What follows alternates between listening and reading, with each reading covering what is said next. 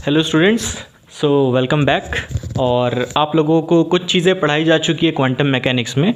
कुछ चीज़ें कौन कौन सी चीज़ें पढ़ाई जा चुकी हैं, तो एक कंसेप्ट हम लोगों ने इंट्रोड्यूस किया था वेव फंक्शन, जो कि आपसे कहा गया था कि भाई अगर हम मैटर को एज अ वेव ट्रीट करने वाले हैं, मतलब मैटर वेव की बात करने वाले हैं, तो उसके साथ एक वेव क्या कुछ वेव कर रहा होगा। तो प्रोबेबिलिटी वेव की हम लोगों ने बात की थी, वेव फंक्शन की हम लोगों ने बात की थी। वेव फंक्शन के बारे में बहुत सारे डिटेल्स के बारे में बात करना ज़रूरी है। एक केस हम लोगों ने लिया था वेव फंक्शन का, उसको स्टैंडिंग वेव्स जो होते हैं, एक स्ट्रिंग है, दो कॉर्नर्स में दीवारों से बंधा हुआ है, और उसमें अगर हम वेव क्रिएट करेंगे तो वो कैसा दिखता है, उससे कंपेयर किया था हम लोगों ने एक फिज़िकल सिस्टम को, और उसकी बात थोड़ी बहुत की थी। ठीक है, ओके, तो उसी प्रोसेस में हम लोग थोड़ा आगे बात करेंगे वेव फंक्शन के बारे में। वेव फंक्शन है किस काम का, तो प्रोबेबिलिटी निकालने के लिए कुछ यूज़ कर रहे थे, कह रहे थे प्रोबेबिलिटी से वेव फंक्शन का रिलेशन है। कुछ ऐसी बात की थी कि d p by d x जो होता है ये मॉड साई स्क्वायर, अगर साई कॉम्प्लेक्स है तो मॉड साई स्क्वायर का मतलब जो होगा, एक एग्जांपल लेके बताया गया था कि ये चीज़ साई स्टार इंटू साई, इसके बराबर मॉड साई स्क्वायर होगा D P by D x. ठीक है, ऐसी कुछ बात की थी। और हम लोगों ने एक वेव फंक्शन की बात की थी, √2/L साइन n पाई x/a। ठीक है, ओके, सो वही वेव फंक्शन लेते हैं और इसी प्रोबेबिलिटी की बात थोड़ी सी आगे करते हैं। ठीक है, ओके, सो वेव फंक्शन क्या था, तो मैं कह दे रहा हूँ खाली, चलो इसको ऊपर बिठाया जाए, यहाँ मेन से ही शुरुआत की जाए।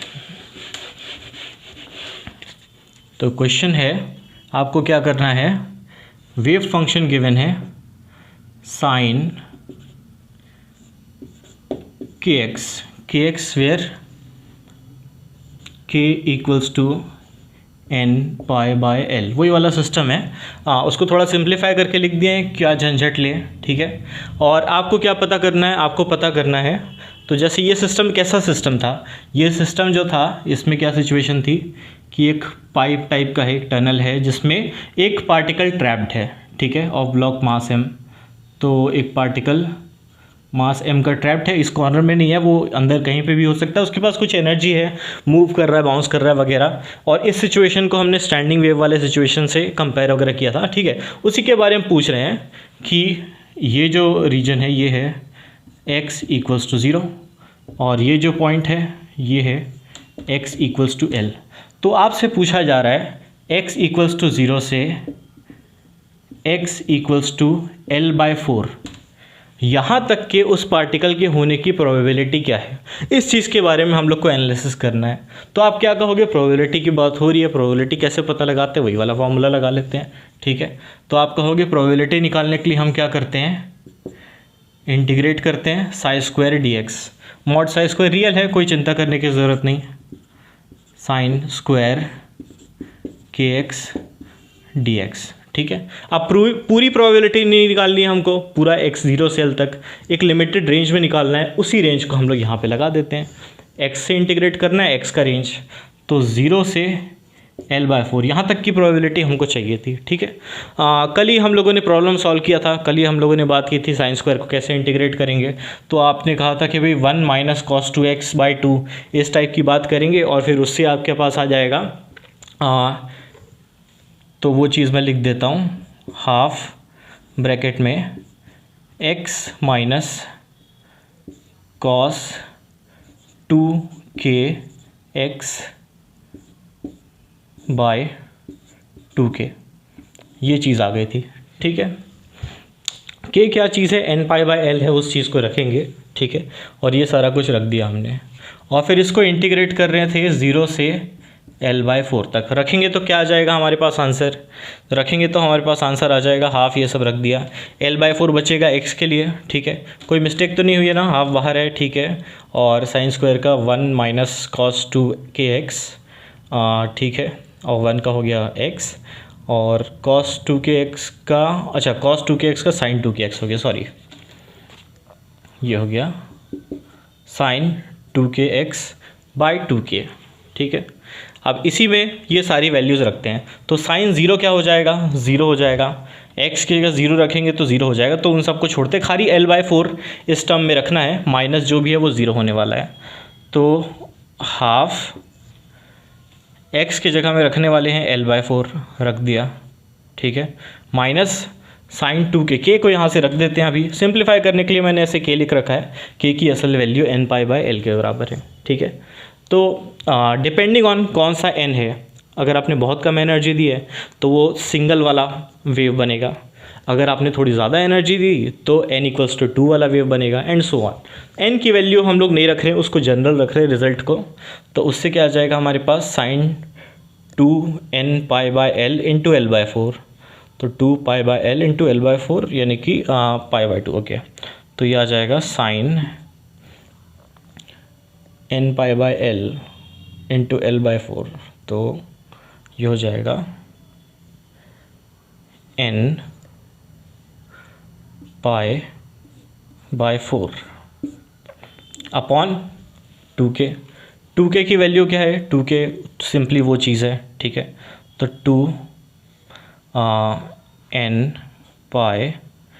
2n/L, तो उस L को ऊपर यहाँ पे चढ़ा देते हैं, ठीक है, और उस L को बाहर निकाल देते हैं सीधे, ये भी L वो भी L, तो यहाँ पे आ गया L/2 दिस होल थिंग। ये आपका आंसर है क्या, ठीक है। प्रोबेबिलिटी निकालने के लिए क्या करना था हमको निकालना था प्रोबेबिलिटी कि ये जो पार्टिकल है मिले हमको x=0 से x=L/4। सारा काम प्रोबेबिलिटी वाला फॉर्मूला लगाया है, कुछ ऐसा वैसा आंसर आ गया। क्या ये सही आंसर है? इसमें एक गड़बड़ी है। क्या गड़बड़ी है कि हम लोगों ने जो वेव फंक्शन यूज़ किया है ये नॉर्मलाइज्ड वेव फंक्शन नहीं है, ठीक है। तो जब भी हमको कोई भी काम करना है आगे पूरे सब्जेक्ट में, क्वांटम मैकेनिक्स में, जो जनरल वेव फंक्शन है वो हमारे किसी काम का नहीं है। हमेशा जो वेव फंक्शन जिसको हम यूज़ कर सकते हैं वो नॉर्मलाइज्ड होना चाहिए, ठीक है। तो इसको पहले नॉर्मलाइज करो, फिर जो वेव फंक्शन आएगा उसमें ये सब काम करना है, ठीक है। अब आप बोलोगे नॉर्मलाइजेशन प्रोसेस कैसे होता है, तो आप क्या करते हो, 1 = mod psi² dx all space में, यानी कि इस केस में 0 से L हो जाएगा, ठीक है। और फिर इसके आगे मतलब वही A वगैरह लगाते हैं इसके आगे, और उसके साथ A की वैल्यू फाइंड करते हैं। वो सारी बात हम लोगों को करनी पड़ती है, ठीक है। तो क्या ये काम हर क्वेश्चन के पहले करना पड़ेगा? क्वांटम मैकेनिक्स इतना बड़ा सब्जेक्ट है, इतने सारे क्वेश्चन सॉल्व करने हैं, हर बार क्या नॉर्मलाइजेशन का काम करना पड़ेगा? नहीं, आप लोग विथ टाइम आप देखोगे स्टैंडर्ड जो भी सिस्टम्स होते हैं उसमें जो वेव फंक्शंस आपको मिलते हैं या याद रखते हो आप, तो ऑटोमेटिकली आप मान के चलते हो कि जो वेव फंक्शंस है नॉर्मलाइज्ड है। क्वेश्चन में लिखा होता है अगर नॉर्मलाइज्ड नहीं होता है या नॉर्मलाइज्ड होता है, ऐसा यूजुअली लिखा हुआ मिल जाता है। तो फॉर द मोस्ट पार्ट आपको नॉर्मलाइजेशन की चिंता करने की ज़रूरत नहीं पड़ेगी। और इसको हम इस फंक्शन की बात करें तो इसको हम नॉर्मलाइज पहले कर चुके हैं। इसका नॉर्मलाइजेशन के लिए √2/L आता है, ठीक है। √2/L यहाँ पे है, तो यहाँ पे √2/L का स्क्वायर, तो हर जगह पे 2/L और लगा लो। यहाँ पे आपका 2/L और लग जाएगा, ये सारा कुछ कैंसिल हो जाएगा। 2/L ये आ गया इनटू दिस थिंग, ठीक है। 2/L इंटू L/2 कैंसिल हो गया, तो हमारे पास क्या रिजल्ट आया? प्रोबेबिलिटी का ये रिजल्ट आएगा, ठीक है। तो ये करेक्ट रिजल्ट है। आपको चेक करना पड़ेगा कि अच्छा, जैसे मान लो भाई किसी ने बहुत ऐसा सिंपल क्वेश्चन दे दिया कि प्रोबेबिलिटी फाउंड करो यहाँ से यहाँ तक, तब आपको पता है कि भाई इतना सिंपल क्वेश्चन अगर सामने वाला दे रहा है तो हो सकता है उसमें एक स्टेप ज़्यादा हो सकता है वो जो वेव फंक्शन गिवन हो नॉर्मलाइज ना हो पहले से। तो वहाँ पे आप ध्यान रखेंगे कि भाई इतना सिंपल क्वेश्चन आ गया, कुछ तो गड़बड़ है दया, ठीक है। वहाँ पे आपको नॉर्मलाइज करने के लिए देखना पड़ेगा। ओके, ये हमारे पास रिजल्ट आ गया। इस रिज़ल्ट को एनालाइज करने से पहले हम बना लेते हैं प्रोबेबिलिटी डिस्ट्रीब्यूशन, वो दोनों केसेस का। तो वो दोनों केसेस जो थे हमारे पास, दो केसेस जो n=1 और n=2, इसके लिए हम लोग इस चीज़ को एनालाइज करते हैं, ठीक है। तो n=1 के लिए वेव फंक्शन कैसा था? तो आप बोलते हो कि भाई साई वर्सेस x की बात करते हैं, तो ये हो गया आपका L, x=0 x=L। तो n=1 के लिए वेव फंक्शन जो था वो कुछ ऐसा था, ठीक है। और n=2 के लिए जो वेव फंक्शन था ये कुछ ऐसा था, ठीक है। इनके अब ये तो साई है, प्रोबेबिलिटी डिस्ट्रीब्यूशन कैसा होगा? तो प्रोबेबिलिटी डिस्ट्रीब्यूशन के लिए आप कहते हो dp/dx जो है ये चीज़ मॉड साई स्क्वायर के बराबर है, ठीक है। तो उसी चीज़ को ड्रॉ कर देते हैं हम लोग यहाँ पे दोनों केस के लिए dp/dx ये कैसा होगा। तो एक इसके लिए ड्रॉ करते हैं 1 के लिए और एक n=2 के लिए। अब प्रोबेबिलिटी डिस्ट्रीब्यूशन की बात करते हो, वो मॉड साई स्क्वायर है तो पॉजिटिव ही होगा, ठीक है। तो dp/dx जो होगा, जैसे आप देख रहे हो ये साइन का ग्राफ है, तो इस साइन स्क्वायर जो होता है ये कुछ इस तरह से हमको दिखाई देता है, ठीक है। और यहाँ पे साइन के 2 रिपल्स है, माइनस वाला क्योंकि स्क्वायर है प्लस बन जाएगा, तो ऐसे ही 2 रिपल्स आ जाएंगे,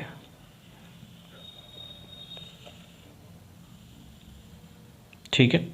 अब वो सिमेट्रिक रहेगा, आपको सिमेट्रिक मेरे से बना है नहीं बना है उसको आप छोड़ दीजिए, ठीक है। क्वेश्चन में क्या पूछा गया है? क्वेश्चन में पूछा गया है x=0 से x=l/4, ये जो रेंज है इसमें प्रोबेबिलिटी बताओ, ठीक है।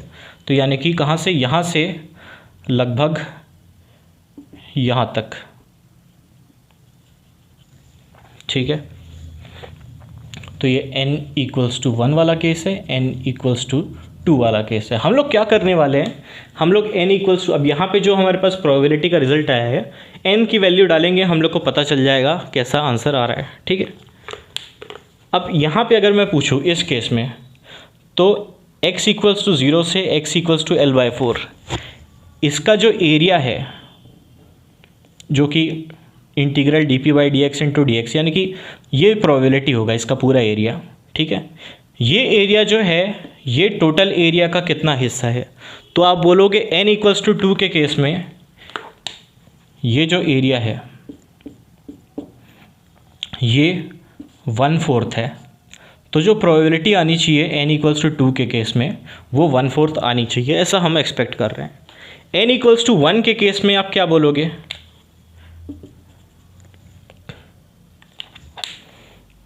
यहाँ जो एरिया है उतना ही एरिया इधर है, बट हमको इस एरिया में इंटरेस्ट नहीं है, हमको इस एरिया में इंटरेस्ट है।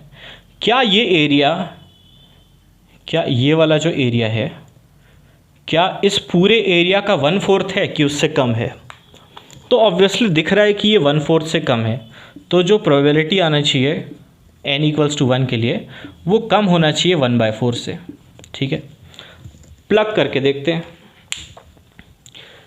n=1 यहाँ पे पुट करेंगे, ठीक है, और यहाँ पे भी पुट करेंगे, तो क्या आ जाएगा आपके पास, फॉर n=1 ये जो प्रोबेबिलिटी है वो आ जाएगी 1/4 माइनस साइन n π/4 यानी कि साइन n π/4, तो n= आपने 1 डाल दिया, साइन π/4 यानी कि साइन 45 1/√2 और n यहाँ पे 1 है, तो एसेंशियली 1/2√2 पाई। क्या लग रहा था हमको, प्रोबेबिलिटी आनी चाहिए 1/4 से कम, 1/4 से कम आ रही है, 1/4 से कुछ कम आ रही है, तो चलो ये सेटिस्फाई हो रहा है। n=2 के केस में ये जो प्रोबेबिलिटी है कितना हो जाएगा, तो 1/4 तो ये है ही है, माइनस साइन n π/4, n की वैल्यू यहाँ पे क्या है, n की वैल्यू यहाँ पे है 2, ठीक है।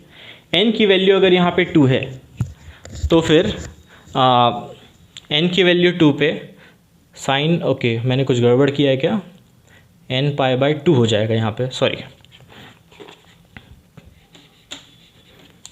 n π/2 हो जाएगा ना, 2kx, तो 2kx = l/4, 4 × 2, हाँ n π/2 था, तो इसको फिर से देखते हैं ये क्या होगा। n=1 के लिए साइन π/2 हो जाएगा, n=1 के लिए साइन π/2 यानी कि 1/2 पाई, तो यहाँ पे 1/2 पाई है, सॉरी थोड़ी मैथमेटिकल मिस्टेक हो गई, ये चीज़ आप देखते रहा करो। ओके, n=2 के लिए यहाँ पे 2π/2 यानी कि साइन पाई कितना होता है, साइन 180 यानी कि 0। तो जो हम प्रेडिक्ट कर रहे थे कि ये जो x इक्वल्स टू 0 से l/4 में n इक्वल्स टू 2 के लिए जो प्रोबेबिलिटी आनी चाहिए वो टोटल का 1/4 आनी चाहिए, यानी कि 1/4 आना चाहिए। टोटल प्रोबेबिलिटी ऑफ कोर्स 1 है, तो 1/4 आना चाहिए, और ये जो प्रोबेबिलिटी है लेस देन 1/4 आना चाहिए। दोनों रिजल्ट्स हमको यहाँ पे मैथमेटिकली दिख रहे हैं, ठीक है। तो जो काम हम लोग कर रहे हैं, मतलब उससे जो रिजल्ट्स आ रहे हैं वो कंसिस्टेंट है, ठीक है। ऑब्जर्वेशनली ये सारी चीज़ें वेरीफाई की जा चुकी है, इसमें कुछ ऐसा नहीं है कि जो चीज़ आपको लग रहा होगा कि ये चीज़ कैसे हो सकता है, ठीक है, पर कंसेप्ट में हम लोग फ़िलहाल जा चुके हैं, उसको छोड़ा जाए फ़िलहाल हम लोग मैथमेटिक्स में प्रॉब्लम सॉल्विंग में थोड़ा आगे बढ़ते हैं, ठीक है। तो ये बात समझ में आई कि भाई जब भी हमको प्रोबेबिलिटीज़ निकालनी है किसी एक फिक्स्ड रीजन में, कंप्लीट रीजन में नहीं, तो उस फिक्स रीजन में अगर प्रोबेबिलिटी निकालनी है तो जो वेव फंक्शन हम यूज़ करने वाले हैं वो ज़रूर नॉर्मलाइज्ड होना चाहिए। और इनफैक्ट कोई भी काम आपको करना है पूरे क्वांटम मैकेनिक्स सब्जेक्ट में, वेव फंक्शन नॉर्मलाइज्ड होना चाहिए, ठीक है। वैसे आप विथ टाइम जैसे जैसे प्रैक्टिस करेंगे आपको पता चल जाएगा कि ये जो वेव फंक्शन है नॉर्मलाइज्ड है कि नहीं। स्टैंडर्ड केसेस का वेव फंक्शन आपको याद हो जाता है, ठीक है, मतलब एटलीस्ट याद रहना चाहिए, मोस्टली हो जाता है प्रैक्टिस करोगे तो। और ठीक है, थोड़ा आगे बढ़ते हैं।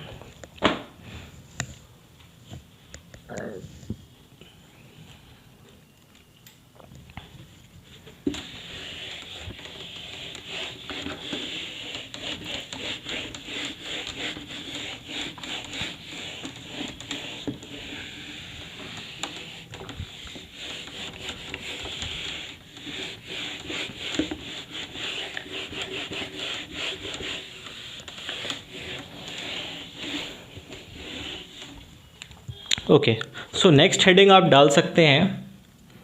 हम लोग जो बात करने वाले हैं मोमेंटम ऑपरेटर, इसके बारे में हम लोग बात करेंगे, ठीक है। मोमेंटम ऑपरेटर, अच्छा, हम लोगों ने क्या बोला था जब वेव फंक्शंस वगैरह की बात हम लोग कर रहे थे, हम लोगों ने कहा था कि जनरल कोई भी वेव हो उससे मिलाने के बाद हमको क्या समझ में आता है कि जो वेव फंक्शन है डिफ़ॉल्ट वेव फंक्शन वो कैसा होना चाहिए। तो वो ऐसा होना चाहिए psi equals to psi naught e raise to i k x minus omega T, ठीक है। अब हमने क्योंकि मैटर को वेव बोल दिया है इसलिए वेव्स का जो इक्वेशन होता है ये कुछ ऐसा होता है, ठीक है। वेव्स की बात करते हैं, लाइट वेव्स की बात करते हैं, फोटॉन्स की बात करते हैं, ठीक है। फोटॉन का मोमेंटम कितना होता है अगर आपसे कोई पूछे तो आपको एक फॉर्मूला आपने मॉडर्न फिजिक्स वगैरह में पढ़ रखा है कि जो मोमेंटम होता है वो होता है h/λ, ठीक है। हम क्या करते हैं, इसको h/2π से मल्टीप्लाई करते हैं, डिवाइड करते हैं 2π/λ, ठीक है। और h/2π को अब से पूरे क्वांटम मैकेनिक्स में आपको h नहीं दिखाई देगा, आपको क्या दिखाई देगा, h/2π, जिसको हम h कट बोलेंगे, ठीक है। तो अब आप भूल जाओगे h टाइप की कोई चीज़ होती है आगे जैसे जैसे आप पढ़ते जाओगे। और 2π/λ यही तो होता है वेव वेक्टर k, ठीक है। तो जो मोमेंटम है उसकी वैल्यू h कट k के बराबर होनी है, ठीक है। ये जो वेव फंक्शन है इससे मेरे को h कट के कैसे मिले, तो आप बोलोगे भाई k यहाँ पे रखा हुआ है, चलो ठीक है। एक काम करते हैं कि इसको डिफरेंशिएट करते हैं with respect to x partially, ठीक है। तो आप बोलोगे कि भाई इसका मतलब del/del(x) ऑफ साई, ये चीज़ क्या हो जाएगी, तो आप बोलोगे ये सब कुछ तो वैसे ही रहेगा, i इंटू के सामने आ जाएगा, ठीक है। आपको पता है e raise to d/dx of e raise to alpha x, ये क्या होता है alpha e raise to alpha x, मतलब जो चीज़ यहाँ पे लगी हुई है वो सामने आ जाती है, ठीक है। तो बेसिक डिफरेंशिएशन की चीज़ है, आपको पता है बच्चों वाली चीज़। क्यों बता रहे हो सर, पता है हमको, इतना भी अनजान नहीं है, ओके ठीक है। तो i इंटू के सामने बाहर आने वाला है, तो i इंटू के इंटू ये होल थिंग एज सच, तो मैं साई लिख देता हूँ, ठीक है।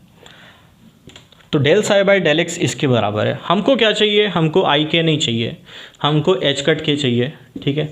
तो आई के की जगह एच कट के लाना है, तो क्या करें, तो एच कट बाय आई इससे मल्टीप्लाई कर देते हैं, या more appropriately minus i h cut इससे मल्टीप्लाई कर देते हैं। तो क्या होगा, तो यहाँ पे जो माइनस आई इंटू आई ये 1 हो जाएगा, और एच कट जो हम लगा रखे हैं एच कट, ठीक है, ये आ गया। ये एच कट के जो है ये होना चाहिए इस चीज़ का, इस वेव फंक्शन का मोमेंटम, ठीक है। इसका मतलब अगर हमारे पास कोई वेव फंक्शन है और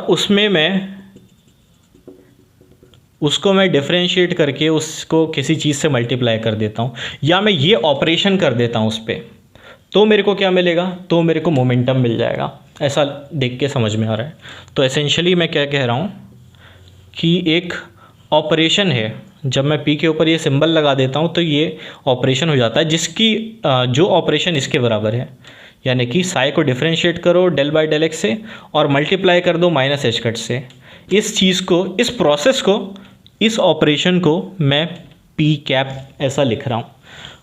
तो ये हो गया मोमेंटम ऑपरेटर। इसको जब मैं साई पे ऑपरेट करता हूँ तो ये मेरे को क्या देता है, ये मेरे को देता है एच कट के, यानी कि उसका मोमेंटम। तो पी नॉट ये मोमेंटम की वैल्यू है बिना कैप के जो लिखा हुआ है। कैप के साथ जो लिखा हुआ है ऑपरेशन है, और बिना कैप के लिखा हुआ है वो सादा है, ठीक है। इंटू साई कुछ ऐसा मिल जाता है, ठीक है।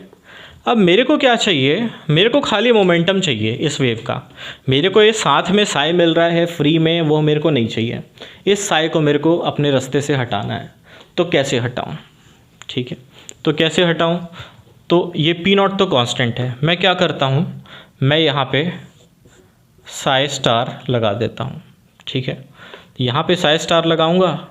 अब पी नॉट तो कांस्टेंट है, ये जो पी कैप है, जो ऑपरेशन है, वो इधर उधर शिफ्ट नहीं हो सकता, वो जहाँ पे है वहाँ पे। जैसे मैं आपसे बोलूँ कि psi star del by del x psi, ये चीज़ इस चीज़ के इक्वल नहीं है कि ये del by del x of psi star psi, ये दोनों चीज़ें इक्वल नहीं है, ठीक है। तो ये जो del by del x type की चीज़ है, उसको आप इधर उधर मूव नहीं कर सकते, वो जहाँ पे है वहाँ पे है। साथ में जो भी चीज़ें, तो जो भी ऑपरेटर है वो सीक्वेंस में सही जगह पे रहेगा, उसको आप इधर मूव नहीं कर सकते, इस पे नहीं लगा सकते। बट क्योंकि ये मोमेंटम की एक वैल्यू है, एक नंबर है, इसको आप कहीं भी इधर उधर मूव कर सकते हैं। तो हमने साई स्टार मल्टीप्लाई किया, इधर भी साई स्टार मल्टीप्लाई करेंगे। पी नॉट को आप इधर उधर कहीं भी मूव कर सकते हैं, तो पी नॉट को पीछे ढकेल देते हैं, साई स्टार साई, ठीक है। या फिर ये क्या हो गया, साई स्टार साई, ये हो गया मॉड साई स्क्वायर। हमको क्या चाहिए, हमको इस चीज़ से छुटकारा चाहिए, ठीक है। कैसे छुटकारा पाएंगे, इस चीज़ को 1 बनाना है। 1 बनाना है तो क्या करेंगे, 1 बनाने के लिए हम, ये सारा कुछ लिखा हुआ है, रहने देते हैं। इंटीग्रल dx, तो यहाँ पे भी लगाना पड़ेगा इंटीग्रल dx, ठीक है। Integral Sai square dx all space में, ये क्या हो जाता है, तो आपने बोला पूरे जगह पे अगर साई स्क्वायर का इंटीग्रेशन करेंगे, ये तो प्रोबेबिलिटी वगैरह वाली बात होती है। पूरे स्पेस में टोटल प्रोबेबिलिटी हो गई 1, तो ये जो पूरी चीज़ है ये हो जाएगा 1, ठीक है। यानी कि अगर आपको मोमेंटम पता करना है किसी वेव फंक्शन का, तो उस पर ये ऑपरेशन लगा दो और फिर साई स्टार से मल्टीप्लाई करके इंटीग्रेट कर दो, ठीक है। तो मैं इस चीज़ को इधर लिख दे रहा हूँ शिफ्ट करके। तो मोमेंटम पता लगाने के लिए ऐसा लग रहा है कि मैं integral psi star P Sai dx all space में कर दूं तो मेरे को मोमेंटम मिल जाएगा उस वेव फंक्शन का, ऐसा मेरे को लग रहा है, ठीक है। ऐसा लग रहा है, मैं क्यों बोल रहा हूँ, क्योंकि इस पर थोड़ा क्वेश्चन मार्क मैं अभी छोड़ रहा हूँ। क्या ये एग्जैक्ट चीज़ है हर केस में, क्या ये वैलिड है, तो उस चीज़ को मैं फ़िलहाल छोड़ रहा हूँ। एसेंशियली मैंने अभी क्या कहा है कि मोमेंटम ऑपरेटर जो है वो इस चीज़ के बराबर है, इसको साइड में लिख दिया जाए। तो मोमेंटम ऑपरेटर टाइप की चीज़ मैंने डिफ़ाइन की है, minus i h cut del by del x के बराबर, ठीक है। इस चीज़ को साइड में रखा जाए, ओके। क्वेश्चन मार्क मैंने लगाया है, इसका क्या मतलब है देखेंगे। कैसे देखेंगे, एक सम में एक वेव फंक्शन जो हमको पहले से पता है उसका मोमेंटम पता लगाने की कोशिश करते हैं।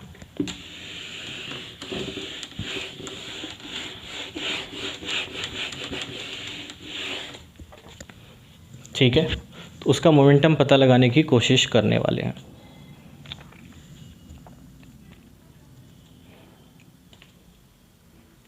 अच्छा, मोमेंटम स्क्वायर पता लगाना है, चलो उसके बारे में बात करेंगे। फिलहाल हम क्या बोल रहे हैं, हमको एक वेव फंक्शन पता है जो कि कुछ इस तरीके से दिखता है, के एक्स, जहाँ पे के की वैल्यू फिक्स है, एन पाई बाय एल के बराबर ही होती है, ठीक है। के की कोई भी वैल्यू पॉसिबल नहीं है, एन इक्वल्स टू 1 2 वगैरह रखोगे उसके हिसाब से ही के की वैल्यूज़ पॉसिबल है, ठीक है। तो ये हमारे पास वेव फंक्शन है, इसका मोमेंटम हमको पता लगाना है। कैसे पता लगाएंगे, तो थोड़ा देर पहले 2 मिनट पहले बात हुई थी। मोमेंटम पता लगाने के लिए आप क्या करोगे, आप कहोगे minus i h cut del by del x. ये चीज़ मेरे को ऑपरेट करना है किस चीज़ पे, साय पे। तो साय पे तो minus del by del x of sine k x, ठीक है। ये √2/L किधर है, तो √2/L इधर में ले आया, और साथ में यहाँ पे एक साई स्टार भी होता है। साई स्टार क्या हो जाएगा, सेम चीज़ इनटू साइन के एक्स। इसको ठीक से लिख दिया जाए, मतलब एसेंशियली मैं क्या लिखना चाह रहा हूँ, integral psi star minus i h cut बाहर निकाल लेते हैं, del by del x of psi d x. ये चीज़ चाहिए मेरे को, और एक्स की वैल्यू ऑफ कोर्स इस केस में 0 to L होती है, ठीक है। तो ये हो गया minus i h cut integral 0 to L Sai star क्या होगा, तो वो तो √2/L इंटू दिस थिंग, इसका कॉम्प्लेक्स कॉन्जुगेट, ये तो रियल क्वांटिटी है, सेम आ जाएगा, ठीक है। तो आप बोलोगे √2/L इसका, और इससे भी एक √2/L आने वाला है, तो मैं सीधे सीधे 2/L को बाहर निकाल देता हूँ, ठीक है। और बच गया यहाँ पे केवल sine k x into del by del x of sine k x. तो del by del x of sine k x क्या हो जाएगा, साइन का differentiation plus cos k x into k, एक के भी बाहर निकलेगा क्योंकि यहाँ पे कॉस एक्स का डिफ्रेंशिएशन नहीं है, कॉस एक्स का डिफ्रेंशिएशन, सॉरी साइन एक्स का differentiation cos x, sign k x का differentiation cos k x into के। तो वो इंटू के भी मैं बाहर निकाल देता हूँ, यहाँ पे रख देता हूँ, ठीक है। तो सारा कुछ मैं ठीक से अरेंज करके minus i h cut into k into 2/L, के की वैल्यू वो चीज़ रखेंगे, ठीक है। फिलहाल इस चीज़ को देखते हैं, 0 to L, इसको इंटीग्रेट करना है dx, ठीक है। आपको इंटीग्रेट करना आता है, कल हम लोग थोड़ा दिन कल परसों ही इंटीग्रेशन कुछ ऐसा किए थे, ठीक है। साइन थीटा को t रख दोगे, कॉस थीटा जो है वो हो जाएगा क्या चीज़, कॉस थीटा डी थीटा, ये आपका कॉस थीटा डी थीटा, ये आपका dt हो जाएगा, ठीक है। उसके हिसाब से t²/2 इस तरह का कुछ आएगा, इररिस्पेक्टिव ऑफ दैट, ओके। या फिर एक और तरीका है,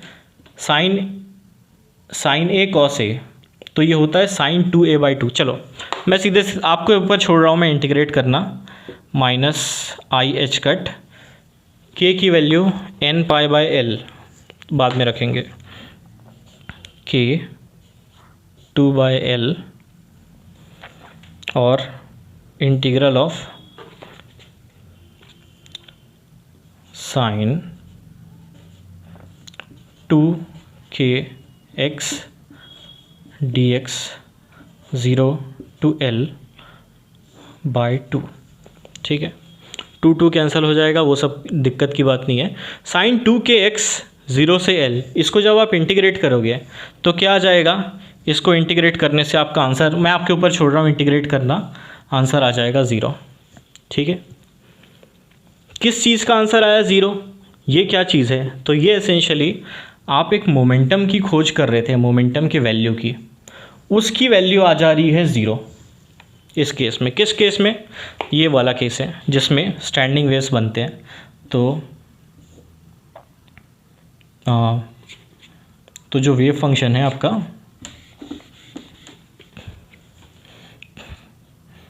वेव फंक्शन जो है वो एक तरीके से स्टैंडिंग वेव वाला है। n=1 के बाद कंटेक्स्ट में समझते हैं, थोड़ा इजी पड़ेगा, ठीक है। अब हो क्या रहा है, यहाँ पे मोमेंटम की वैल्यू 0 आ रही है। वेव फंक्शन कैसा है? वेव फंक्शन जो है कैसे बना था, हम लोग जब वेव फंक्शन कंस्ट्रक्ट किए थे, तो वेव फंक्शंस कंस्ट्रक्ट करते समय हम लोगों ने बात किया था कि इसको हम एनालॉजी ड्रॉ कर रहे हैं स्टैंडिंग वेव वाले सिनेरियो से। तो 2 वॉल्स है, उसके बीच में एक स्ट्रिंग जुड़ा हुआ है, ठीक है। तो उसमें कुछ एनर्जी डाली हमने, तो क्या होता है, तो इधर से एक वेव क्रिएट होता है, तो इधर से एक वेव क्रिएट होता है, दीवार से टकराता है, और ये वेव है ही, प्लस दीवार से टकरा के उल्टा वेव और आता है, ठीक है। तो जब ये दोनों वेव टकराते हैं तो एक स्टैंडिंग वेव बनते हैं, जो इस तरह से एक ऑसिलेशन आपको स्ट्रिंग में देखने को मिलता है, ठीक है। तो वैसा कुछ सिनेरियो यहाँ पे है। एक वेव जा रहा है इधर, इसके पास मोमेंटम कितना है, तो आप बोलोगे प्लस एच कट के। एक वेव उल्टा जा रहा है, तो आप बोलोगे उसके पास मोमेंटम कितना है, तो आप बोलोगे एच कट के ही मोमेंटम है, सेम मोमेंटम है, बट क्योंकि वो उल्टे डायरेक्शन में जा रहा है इसीलिए उस वेव का जो मोमेंटम होगा माइनस एच कट के। तो जैसे ये जो वेव है ये 2 वेव से मिलके बना है, एक आगे जाता हुआ एच कट के और एक पीछे जाता हुआ एच कट के, या एसेंशियली टोटल मिला के, या बेटर इसका डिस्क्रिप्शन होगा, मैं आपसे कह रहा हूँ जो टोटल मोमेंटम यहाँ पे हमको रिपोर्ट हो रहा है वो चीज़ एसेंशियली कुछ एवरेज टाइप सा हो सकता है क्या। तो एक आगे जाने वाला है और एक पीछे जाने वाला मोमेंटम है, आगे जाने वाला प्लस एच कट के, पीछे जाने वाला माइनस एच कट के, और आंसर जो आ रहा है वो 0 आ रहा है, बाई 2 वगैरह जो भी होता, ठीक है। तो ये कुछ एवरेज टाइप सा मोमेंटम तो नहीं मिल रहा हमको, जो भी वेव फंक्शन हमारे पास है ऐसा कुछ हो सकता है, क्योंकि इसमें मिक्सचर है। आप देख रहे हो साइन के एक्स की जब हम बात किए थे, तो जो साइन के एक्स वाला वेव था वो एसेंशियली √2/L और 1/2i e⁻⁴ माइनस e⁻⁻⁴ तो यहाँ पे 2 वेव्स थे, एक आगे की ओर प्लस kx वाला, एक पीछे की ओर माइनस kx वाला। ये दोनों का मिश्रण है, और इन दोनों के मिश्रण से जो कुछ एवरेज मोमेंटम टाइप का आ रहा है वो हम एक्सपेक्ट करते 0 आना था, ठीक है। एवरेज है कि समेशन है कि क्या है, समझने की बात है, ठीक है। चलो इसकी बात नहीं करते। अगर मैं आपसे पूछूं मोमेंटम का मैग्नीट्यूड या मोमेंटम का स्क्वायर,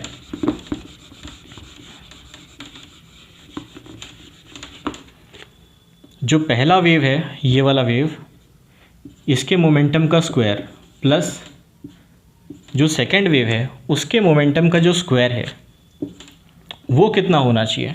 तो आप बोलोगे अब क्योंकि स्क्वायर हो गया है तो प्लस एच कट के स्क्वायर माइनस का स्क्वायर, अब वो कैंसिल नहीं होगा, ठीक है। तो यहाँ पे आप कहेंगे प्लस एच कट के का स्क्वायर, इधर मैं लिख देता हूँ ये चीज़, प्लस एच कट के का square plus minus H cut के का स्क्वायर। ये क्या चीज़ हो जाएगा, एच कट के का स्क्वायर प्लस एच कट के का स्क्वायर, ठीक है। तो ये हो जाएगा 2 एच कट स्क्वायर के स्क्वायर, और इसका एवरेज है अगर तो बाई 2 करके आपको क्या मिलना चाहिए, एच कट स्क्वायर के स्क्वायर, ठीक है। ऐसा कुछ आप एक्सपेक्ट करते हैं, मोमेंटम स्क्वायर निकालेंगे तब। मोमेंटम स्क्वायर निकालने की कोशिश करते हैं इसी केस में। मोमेंटम स्क्वायर मतलब 2 बार यही चीज़ ऑपरेट करनी पड़ेगी आपको। आपको क्या निकालना है, आपको निकालना है कि मोमेंटम का स्क्वायर, उसके लिए आप क्या कह रहे हैं, इंटीग्रल, मैं इसको छोटा में लिख देता हूँ, integral psi star into p square psi dx। P square मतलब 2 बार यही ऑपरेशन लगाना है, तो del square by del x square, और इस होल चीज़ का स्क्वायर क्या हो जाएगा, तो माइनस एच कट स्क्वायर हो जाएगा। तो 2/L बाहर निकाल लेते हैं शुरू से, ठीक है। और यहाँ से आई एच कट ये हो जाएगा माइनस एच कट स्क्वायर, तो minus H cut square 2/L, ये दोनों बाहर निकाल लिया हमने। इंटीग्रल साई स्टार, तो वो साइन रह गया, साइन के एक्स। और पी स्क्वायर क्या है, 2 बार डिफ्रेंशिएशन करना है किसको, साइन के एक्स को। तो साइन के एक्स को 2 बार डिफ्रेंशिएशन करोगे तो साइन के एक्स, इसको 1 बार डिफ्रेंशिएट करोगे तो क्या मिलेगा आपको, के कॉस के एक्स। कॉस को फर्दर डिफ्रेंशिएट करोगे तो क्या मिलेगा, माइनस साइन, तो चलो लिख देता हूँ मैं, इसको 1 बार डिफ्रेंशिएट किया, मिला प्लस के कॉस के एक्स, ठीक है। कॉस के एक्स को डिफ्रेंशिएट करोगे तो पहले का के तो वैसे का वैसा रह गया, ठीक है। कॉस हो जाएगा माइनस साइन के एक्स, और क्योंकि कॉस के एक्स है तो उसका एक के और आ जाएगा, ये आ जाएगा के स्क्वायर, ठीक है। तो इसका जो आंसर यहाँ पे निकलेगा वो आ जाएगा माइनस के square sine k x D x, ठीक है। एच कट स्क्वायर के स्क्वायर इधर रख लेते हैं इक्वल्स टू, और माइनस माइनस प्लस हो जाएगा, एच कट स्क्वायर के square into 2/L integral sine square के एक्स डी एक्स 0 से L, ठीक है। हाँ, इसमें ये जो सब्जेक्ट है इसमें थोड़ा पेन चलाने वाला काम हम लोग को ठीक ठाक करना है, और ये काम आपने कर लिया तो सब्जेक्ट संभाल लोगे। सब्जेक्ट वास्ट है, बड़ा है, कॉम्प्लिकेटेड नहीं है। देख के कॉम्प्लिकेटेड लगेगा, जैसे ये साय वाय वगैरह देख रहे हो, इसको देख के लगता है डर, त्रिशूल देख के डर लग जाता है भाई, ठीक है। तो डरना नहीं है और काम करते जाओ, हाथ चलाते जाओ, डर अपने आप ख़त्म हो जाएगा अगर है तो, ठीक है। इंटीग्रल 2/L साइन स्क्वायर के एक्स डी एक्स, यही चीज़ तो हमारा प्रोबेबिलिटी का जो प्रोबेबिलिटी जब हमने निकाली थी तो यही काम किया था हमने, और ये पूरी चीज़ 1 के बराबर है। तो हमारा आंसर आ गया एच कट स्क्वायर के स्क्वायर। तो यानी कि जो हमारा सोचना था कि कुछ एवरेज टाइप की चीज़ हमको यहाँ पे मिल रही है, ठीक है, एवरेज टाइप की चीज़, तो यानी कि हमको कुछ इस टाइप की चीज़ यहाँ पे मिल रही है। 2 रिज़ल्ट्स मिले हमको, क्या क्या रिज़ल्ट मिला, एक रिज़ल्ट मिला हमको इस पर्टिकुलर वेव फंक्शन के लिए मोमेंटम एवरेज टाइप की जो भी चीज़ हमको मिलने वाली थी वो 0 मिल गई, और मोमेंटम स्क्वायर यानी कि मोमेंटम के मैग्नीट्यूड का स्क्वायर, ठीक है, वो एच कट स्क्वायर के स्क्वायर इस टाइप का हमको मिल गया, ठीक है। ओके, कोई गड़बड़ तो नहीं हुई इसमें, 1 + 2/L साइन के एक्स, हाँ तो साय, हाँ ठीक है, ओके। तो ये हमारे पास आंसर आ गया इसका। अब ये जो एवरेज टाइप की चीज़ दिख रही है, मतलब इसका मतलब क्या हुआ, इसका मतलब ये हुआ कि कोई भी क्वांटिटी है उसके करस्पॉन्डिंग एक ऑपरेटर होगा, ठीक है। तो ये सब मिटा दे रहा हूँ मैं।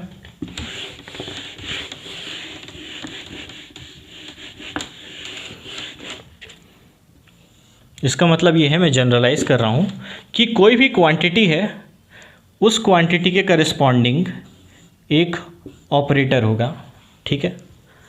और अगर आप उस क्वांटिटी का ये चीज़ निकालना चाहते हैं जिसको मैं अब कह रहा हूँ एक्सपेक्टेशन वैल्यू, इसके मतलब हम लोग समझेंगे। तो इसका एक्सपेक्टेशन वैल्यू अगर आप निकालना चाहते हो तो वो कैसे निकलेगा, तो वो ऐसे निकलेगा, साई स्टार इंटू ए ऑपरेटर साई डी एक्स, ठीक है। कौन सी क्वांटिटी का ऑपरेटर कैसा होगा वो बात की बात है। अगर आपको किसी क्वांटिटी के करस्पॉन्डिंग ऑपरेटर पता है तो उसका एक्सपेक्टेशन वैल्यू ऐसे निकलेगा, ठीक है। मोमेंटम ऑपरेटर ऐसा होता है, ठीक है। पोजीशन ऑपरेटर मैं आपको बता देता हूँ, पोजीशन ऑपरेटर जो है वो सिर्फ एक्स के बराबर होता है, ठीक है। तो x को मल्टीप्लाई कर दो, वो हो गया position operator, minus H cut multiply करो और डिफरेंशिएट करो विद रिस्पेक्ट टू x, ये हो गया पोजीशन ऑपरेटर। कोई आर्बिट्ररी ऑपरेटर है, उसकी एक्सपेक्टेशन वैल्यू निकालनी है, वो इसके बराबर है, ठीक है। इस चीज़ को हम एवरेज बोलते हैं, कुछ एवरेज जैसा सेंस बन भी रहा है, बट मैं इसको एक्सपेक्टेशन वैल्यू बोल रहा हूँ, जो कि एवरेज से थोड़ा डिफरेंट है। कैसे डिफरेंट है? सिस्टम क्या है हमारे पास, तो हाँ ठीक है, तो सिस्टम हमारे पास कौन सा था यहाँ पे, तो यहाँ पे ये जो वेव फंक्शन है, ये इस सिस्टम का वेव फंक्शन है कि एक पार्टिकल है जो कि ट्रैप्ड है मास m, जो कि ट्रैप्ड है L लेंथ के ट्यूब में, ठीक है, आगे पीछे बाउंस हो रहा है, उसके पास कुछ एनर्जी है, ठीक है। अब आप क्या करते हो, आप उसका मोमेंटम मेजर करते हो, ठीक है। तो आपको, आपके पास मान लो इस तरह के सिस्टम की हंड्रेड्स ऑफ कॉपीज़ है, बहुत सारी कॉपीज़ हैं, ठीक है, और उन कॉपीज़ में वो सारे कॉपीज़ अंधेरे में रखे हुए हैं, किसी भी इन्फ्लुएंस से अलग है, ठीक है। आप पहले के पास जाते हो, अंधेरा वगैरह रखा हुआ है, अचानक से लाइट ऑन करते हो, देखते हो, मेजर करते हो इसका मोमेंटम अचानक से, ठीक है। तो अचानक से मोमेंटम मेजर करते हो तो आपको क्या पता लगता है कि इसका मोमेंटम है प्लस एच कट के, ठीक है। फिर कोई दूसरा बॉक्स पकड़ते हो, उसमें मोमेंटम मेजर करते हो अचानक से, ठीक है, आपको फिर से मिलता है प्लस एच कट के। फिर तीसरा बॉक्स पकड़ते हो, तीसरा केस, उसमें आप अचानक से मेजर करते हो, माइनस एच कट के मिलता है, ठीक है।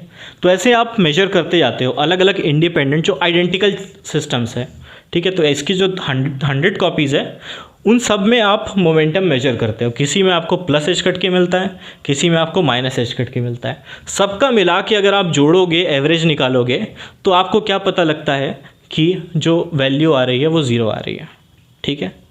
तो एक्सपेक्टेड क्या वैल्यू है, एक्सपेक्टेशन वैल्यू इसको बोलते हैं, कि आप जो एक्सपेक्ट कर रहे हो वैल्यूज़, उस तरह की बात यहाँ पे करते हैं। और अगर आपसे पूछा जाए मोमेंटम मैग्नीट्यूड का स्क्वायर बताओ, ठीक है, तो जब भी आप मेजर करोगे, ठीक है, एच कट के तो मोमेंटम है, अगर स्क्वायर कर दोगे तो आपको क्या मिलेगा, आपको मिलेगा एच कट स्क्वायर के स्क्वायर, एच कट स्क्वायर के स्क्वायर, ठीक है, माइनस, बट मैग्नीट्यूड के स्क्वायर की बात करें तो एच कट स्क्वायर के स्क्वायर। हर बार जब आप मेजर करोगे इस सिस्टम में, आपको एच कट स्क्वायर के स्क्वायर ही मिल रहा है। सबका एवरेज लोगे तो आपको क्या मिलेगा, एच कट स्क्वायर के स्क्वायर। ये चीज़ आपकी एक्सपेक्टेशन वैल्यू है, ठीक है। तो ये एवरेज से डिफरेंट क्यों है, क्योंकि अगर आप इसी सिस्टम में वही मेजरमेंट करोगे, आप क्या कर रहे हो, 100 कॉपीज़ में मेजर कर रहे हो, इंडिपेंडेंट कॉपीज़ में। अगर इसी सिस्टम में मेजर करोगे तो एक कंसेप्ट होता है वेव फंक्शन कोलैप्स हो जाना। तो जैसे ही आपने लाइट ऑन किया और उसका मोमेंटम आपको पता चला कि माइनस एच कट के है, ठीक है, तो उसके जस्ट बाद अगर आप दोबारा मेजर करोगे तो आपको यही वैल्यू मिलेगा। उसके जस्ट बाद अगर आप 100 बार मेजर करोगे तुरंत क्विक तो आपको यही वैल्यूज़ मिलेंगी, ठीक है। ऐसा होता है, इसके पीछे वेव फंक्शन कोलैप्स होने की बात होती है। उसके बारे में हम लोग थोड़ा और बात करेंगे आगे, जब वेव फंक्शन श्रोडिंगर इक्वेशन वगैरह वाले पार्ट में हम लोग जाएंगे, वेव फंक्शन कोलैप्स के बारे में हम लोग थोड़ा बात करेंगे, ठीक है। आपके काम की मेन बात, कोई भी क्वांटिटी है उसके करस्पॉन्डिंग ऑपरेटर होता है। ऑपरेटर है आपके पास, उस क्वांटिटी का आप वैल्यू नहीं पता लगा सकते, ठीक है। क्या वैल्यू हो, अच्छा क्यों नहीं पता लगा सकते, आप बोल रहे हो चलो पोजीशन के टर्म्स में समझना थोड़ा आसान होता है। तो जैसे ये सिस्टम है, इस सिस्टम के बारे में क्या कहा था कि अगर ये n=1 के केस में है तो इसका प्रोबेबिलिटी डिस्ट्रीब्यूशन कुछ ऐसा होगा, ठीक है।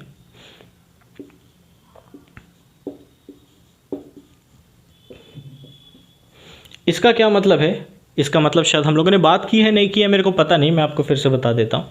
इसका मतलब ये है कि अगर कि इस पार्टिकल को मैंने अंधेरे में रख रखा है, ठीक है, अचानक से मैं लाइट ऑन करता हूँ, देखता हूँ ये कहाँ पे है, तो कभी मेरे को वो यहाँ पे दिखाई देता है, x मान लेते हैं L/3 पे,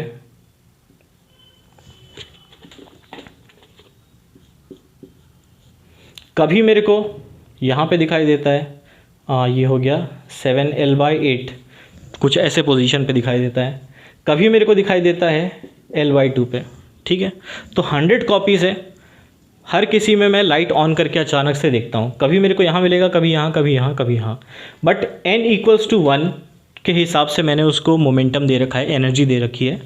तो उस केस में अगर मैं 100 सिस्टम्स को चेक कर रहा हूँ तो उसमें से मैक्सिमम सिस्टम्स जो है मेरे को उसमें ये पार्टिकल L/2 के आसपास ही दिखेगा। कुछ सिस्टम्स, बहुत कम ऐसे सिस्टम्स होंगे जिसमें 7L/8 के आसपास दिखेगा, इस रीजन में दिखाई देगा, ठीक है। तो ये इसका मतलब होता है। आप सबसे ज़्यादा अच्छा हाँ, इससे थोड़ा क्लियर होता है। अगर आपसे पोजीशन की एक्सपेक्टेशन वैल्यू पूछी जाएगी, ठीक है, तो वो वैल्यू कितनी आनी चाहिए, तो आप बोल रहे हो भाई मैं एक्सपेक्ट करता हूँ कि जो पार्टिकल है इधर मिले उसका चांस तो कम है, चांस इधर थोड़ा ज़्यादा मिल रहा है, तो एक्सपेक्टेशन वैल्यू जो है, एक्सपेक्टेड जो मैं कर रहा हूँ वो L/2 के बराबर एक्सपेक्ट कर रहा हूँ, इसकी वैल्यू, ठीक है। चेक कर लेते हैं, ये चीज़ चेक करो आप लोग। एक्सपेक्टेशन वैल्यू ऑफ x कैसे निकालेंगे, यही फॉर्मूला लगाना है। एक्सपेक्टेशन वैल्यू ऑफ x निकालने के लिए इस केस में आप बोलोगे integral of psi star Sai 2/L निकाल लेते हैं। साई स्टार का अंदर बचेगा साइन kx, x ऑपरेटर क्या है, सिर्फ x से मल्टीप्लाई कर दो, तो x इंटू साइन kx। अब ये डिफ्रेंशिएशन टाइप की चीज़ नहीं है, ये इधर उधर मूव हो सकता है, ठीक है। अच्छा, आप लोग पॉज करके इसकी वैल्यू फाइंड कर सकते हैं। ये वैल्यू आनी चाहिए L/2 फॉर n=1, ठीक है। तो ये चीज़ हम लोग देख लेते हैं।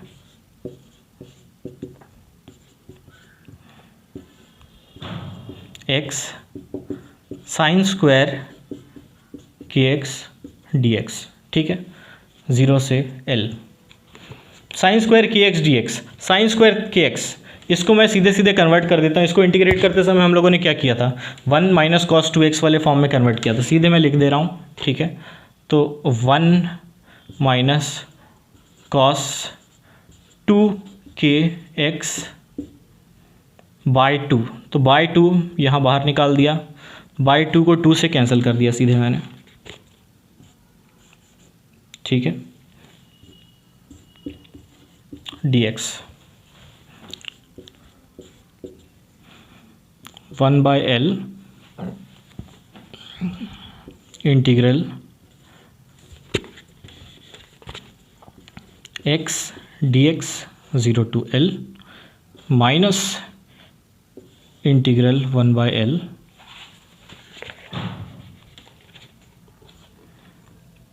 माइनस में माइनस ये बाहर आ गया, x cos 2kx, x cos 2kx dx,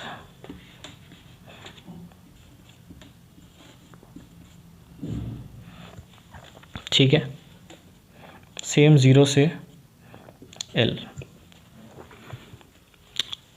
integral x dx x²/2, तो जो भी चीज़ है आप निकालोगे जो भी आएगा। चलो इसको, बाकी इसको इंटीग्रेट कैसे करेंगे, integral of x cos 2kx dx।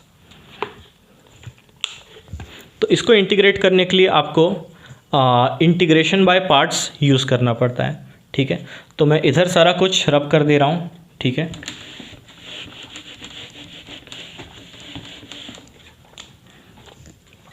Integral of x cos 2kx dx, ये चीज़ क्या हो जाती है, आप आइलेट मेथड यूज़ करते हैं integration by parts. First function as such रखो, सेकंड का इंटीग्रेशन, तो first function as such, second का इंटीग्रेशन क्या होगा, कॉस का इंटीग्रेशन प्लस साइन, तो plus sine 2kx by 2k क्योंकि उसके साथ लगा हुआ है, ठीक है, minus integration of first function का डिफरेंशिएशन, x का डिफरेंशिएशन क्या होगा, 1 हो जाएगा, -1 इंटू ये होल थिंग जो इंटीग्रेट करके यहाँ पे लिखा हुआ है 2kx बाय 2k dx, ठीक है। साइन 2kx का डिफरेंशिएशन क्या होगा, माइनस कॉस 2kx, तो ये प्लस हो जाएगा। तो एसेंशियली आपका आंसर क्या आ जाएगा, x साइन 2kx।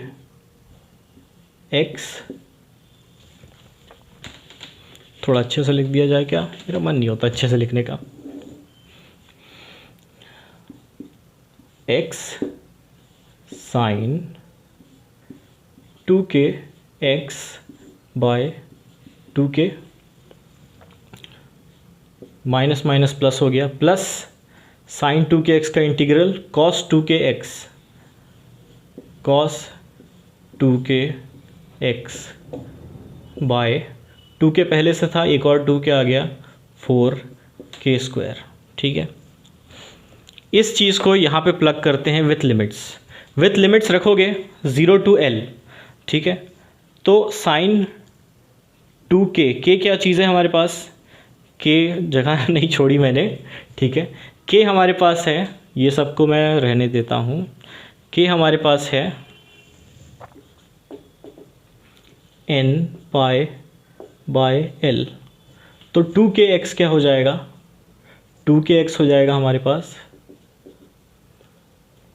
2kx, तो x और x को रख रहे हैं हम लोग L, 2kL क्या हो जाएगा, ये हो जाएगा kl into 2n pi.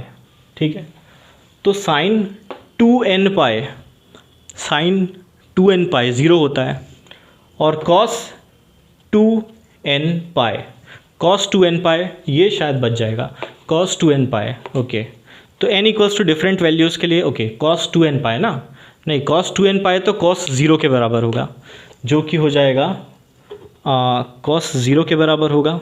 Okay, cos 0 के बराबर होगा, और साथ में x नहीं लगा हुआ है। ओके ठीक है, तो ये जो पूरा इंटीग्रेशन है उसमें ये पार्ट तो आपका वैनिश होने वाला है, क्योंकि आप x इक्वल्स टू L रखते हो जब लिमिट में, तो क्या होगा, मैं आपके ऊपर इंटीग्रेशन छोड़ रहा हूँ, ये चीज़ बन जाएगा 2kL बन जाएगा 2n पाई, साइन 2n पाई होता है 0, तो ये टर्म चला गया। ठीक है, x L² L बाई 2 बचेगा यहाँ पे, माइनस कॉस 2kx के कारण कॉस 2kx L रखोगे उसमें। ओके, तो कॉस 0 माइनस कॉस 0, ओके तो कॉस 0 माइनस कॉस 0 है। ठीक है, तो ये वैल्यू भी जो है, ये पूरा लिमिट जो है 0 आ जाएगा।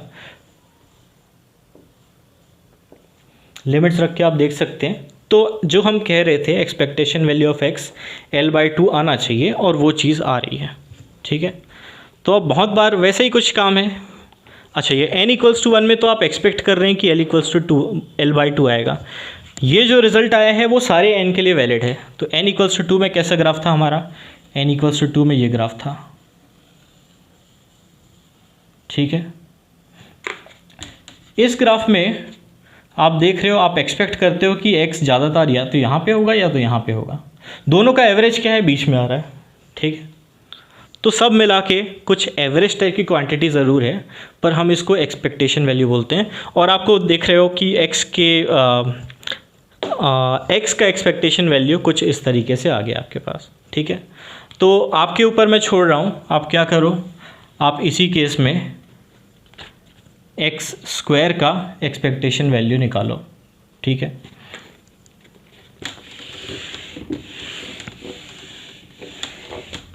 ओके सो बाकी ये जो प्रॉब्लम्स है, ये जो कॉम्प्लेक्स इंटीग्रेशंस वगैरह है, ये हम लोग प्रॉब्लम क्लास में करते हैं, नेक्स्ट क्लास में या इसके पार्ट 2 में। ठीक है, फिलहाल थ्योरी जो बातें मेरे को बतानी थी, ऑपरेटर्स के बारे में जो मेरे को बताना था, वो चीज़ आप समझ गए हैं। आपको पता है क्या मेन बात, क्या पता है, मेन बात पता है कि कोई भी क्वांटिटी है उसके करस्पॉन्डिंग एक ऑपरेटर होगा।